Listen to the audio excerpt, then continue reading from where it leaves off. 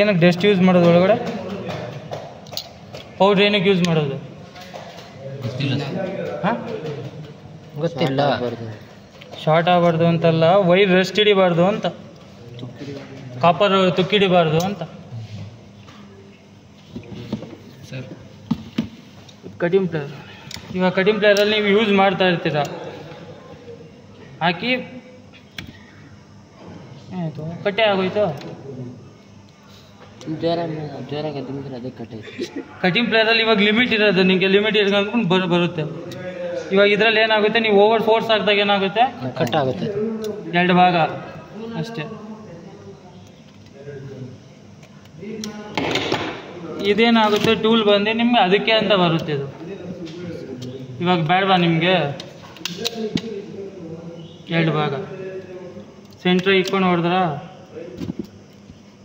Skin ಒಂದು Y damage ಆಗಲ್ಲ ಇದರಲ್ಲಿ.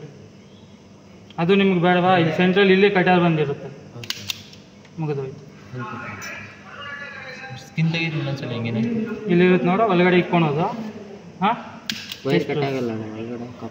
ಕಾಪರ್ ಹೆಂಗೆ ಕಟ್ಟಾಯಿತು? ಒಂದು ಕಟ್ ಆಗಿಲ್ಲ. ಎಲ್ಲಿ ಕಟ್ ಆಗುತ್ತೆ? ಅದು ಹಿಂದೆ ಹೇಳ್ಕೊಳುತ್ತಲ್ಲ. ಇದು ಕಟ್ ಮಾಡಬೇಕಾ? ಇಲ್ಲ ಹಾಕುವ ಔಟ್ಸೈಡ್ ಹೋದ್ರಾಗ ಇಲ್ಲಿ ನೀವು ಮಾಮೂಲಿ ಏನ್ರಲ್ಲಿ ಬೇಕೋ ಯೂಸ್ ಮಾಡ್ಕೋಬೋದು.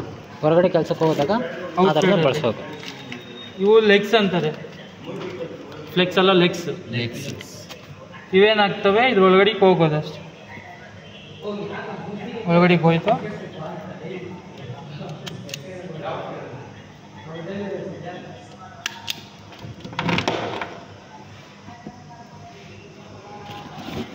ಇದರಲ್ಲಿ ನಿಮಗೆ ಕ್ಲಿಂಪಿಂಗ್ ಟೂಲ್,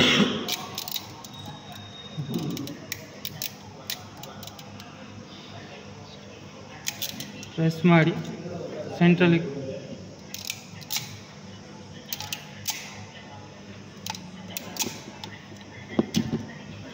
ಓಪನ್ ಮಾಡಿದ್ರು ಕೈಯಲ್ಲಿ ಅದೇ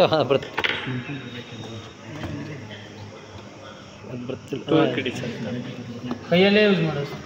ಕೈಯಲ್ಲೇ ಎಷ್ಟು ಹೇಳಿದ್ದೇನೆ